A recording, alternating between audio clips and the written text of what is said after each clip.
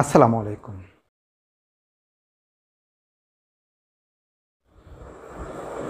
তোমার নাম কি? আমরা ব্যবহার করি হোয়াট ইজ ইওর নেম।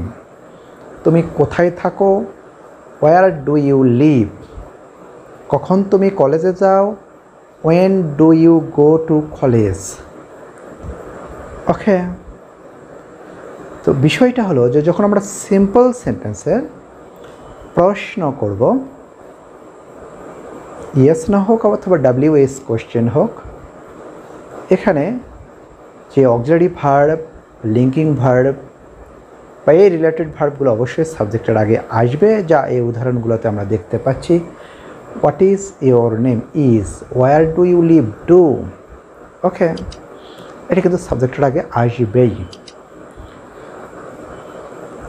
তো এখন যদি আমরা এই বাক্যগুলোকে একটু এক্সটেনশন করি, অর্থাৎ কমপ্লেক্স বাক্যে রূপান্তর করি, তাহলে কি ঘটবে?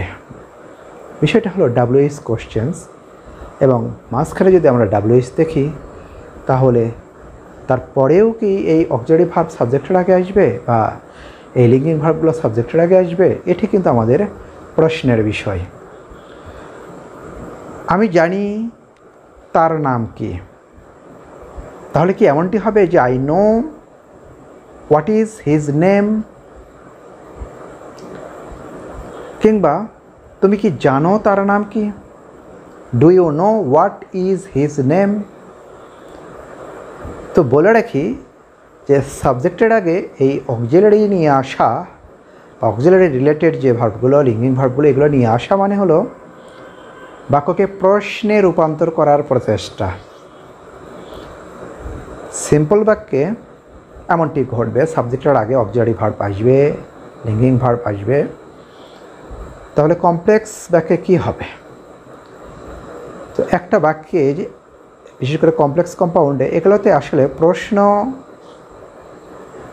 কোথায় করব? কারণ এগুলোতে অংশ থাকে মিনিমাম দুটো ক্লোজ থাকে, যেমন কমপ্লেক্স সেন্টেন্সে দুটো ক্লোজ থাকে। তাহলে প্রশ্ন আমরা কোথায় করব? দুটো অংশেই, একটা বাক্যের দুটো অংশেই কিন্তু দুটো ক্লোজেই কখনো প্রশ্ন করা যাবে না। বাক্যটা অ্যাসার্টিভ হোক কিংবা ইন্টারোগেটিভ হোক কিংবা ইম্পেরাটিভ হোক, অর্থাৎ প্রশ্ন হোক আর না হোক,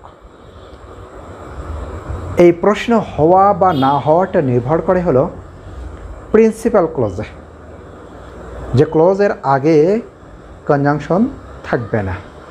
এই যে WHগুলো যখন আমরা একটা বড় বাক্যে ব্যবহার করব, তখন এগুলো তখন কনজাংশনের কাজ করবে।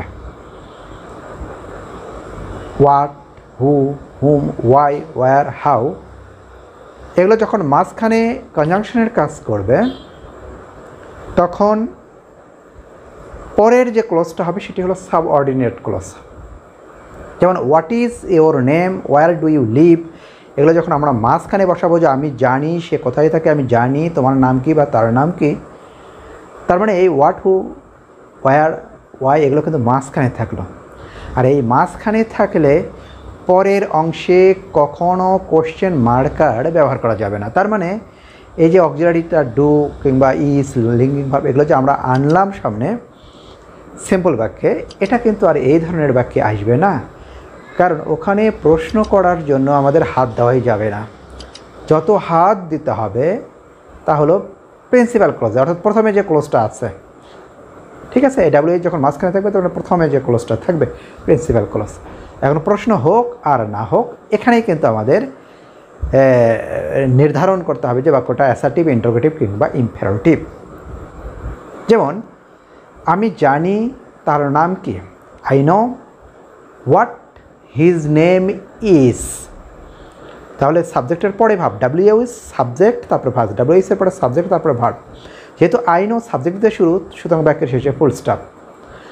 আবার তুমি কি জানো তার নাম কি, ডু ইউ নো, এখানে কিন্তু প্রিন্সিপাল ক্লজ, এখানে অক্সিলারিটা সাবজেক্টের আগে যাবে ইন্টারোগেটিভ বাক্য তৈরি করার জন্য। তাহলে do you know where he lives, এখানে কিন্তু ডাজ আসবে না, অর্থাৎ হি লিভস শেষে প্রশ্নবোধক চিহ্ন, অর্থাৎ WH এর পরে সাবজেক্ট, তারপরে ভার্ব।